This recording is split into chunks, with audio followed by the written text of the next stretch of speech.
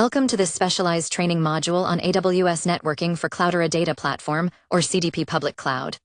We are going to focus on the Virtual Private Cloud, or VPC, which is the absolute bedrock of your deployment.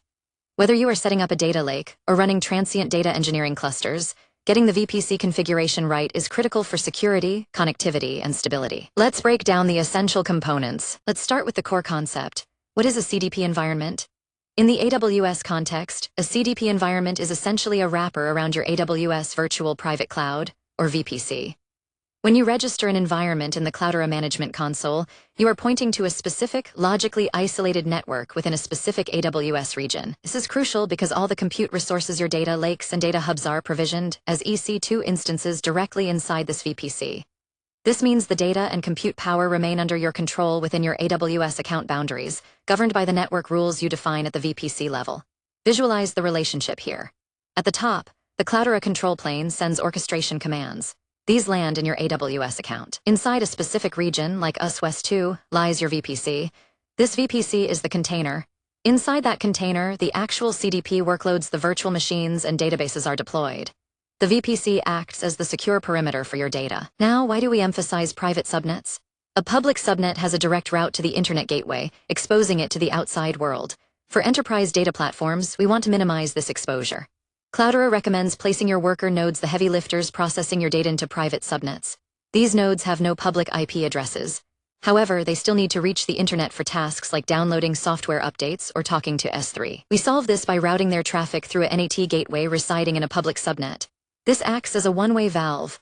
Traffic goes out, responses come back, but no unsolicited inbound traffic can reach your data nodes. This flowchart demonstrates the security flow. On the left is the internet. Notice that direct inbound access to the private subnet is blocked. There is no path.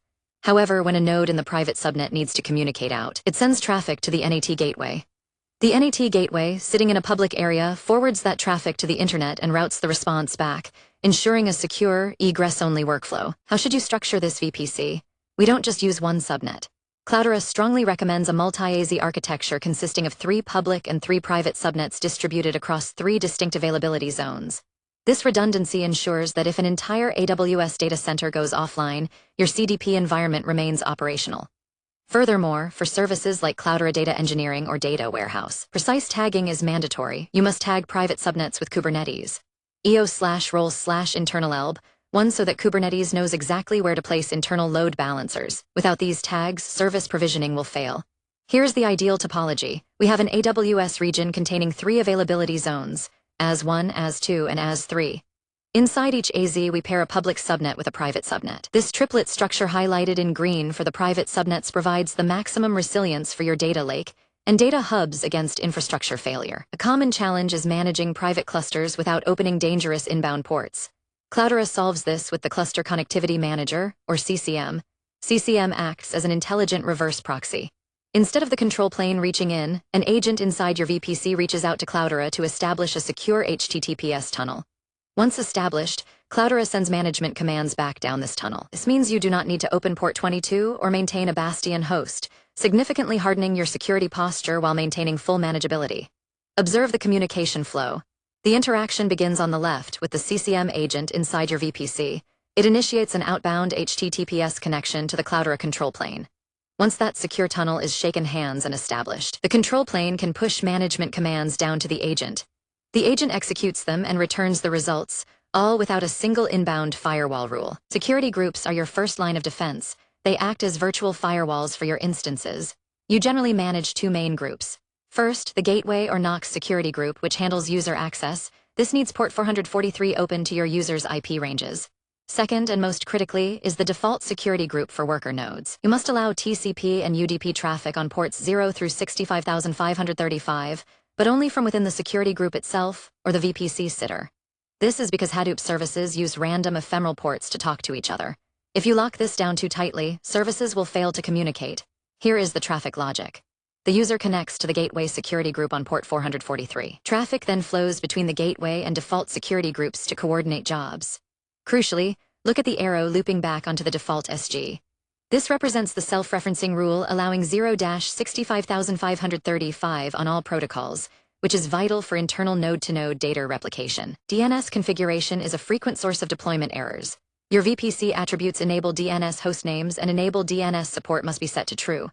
Without this, the internal hostnames Cloudera relies on won't function. Furthermore, your DHCP option set should point to Amazon-provided DNS. This is essential for resolving AWS services like EFS and S3.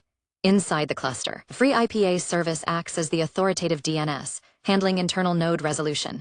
If you use custom corporate DNS, you must configure conditional forwarding to ensure AWS domains still resolve correctly. Let's trace a DNS query. A workload node initiates a query. It first hits the free IPA DNS server, which handles internal cluster names. If the query is for an external AWS service like S3, free IPA forwards that request to the Amazon DNS resolver. This chain ensures that both internal Kerberos authentication and external cloud services function seamlessly. Finally, for highly regulated industries, we have Cloudera Private Link. While the standard CCM tunnel is secure, it does traverse the public internet. Private Link replaces that path. It injects VPC interface and points directly into your subnets, routing all management traffic over the private AWS backbone network. This allows you to completely lock down internet access while maintaining a connection to the Cloudera control plane, meeting the strictest compliance requirements. In this private link model, the workload node inside the customer VPC talks to a local VPC endpoint.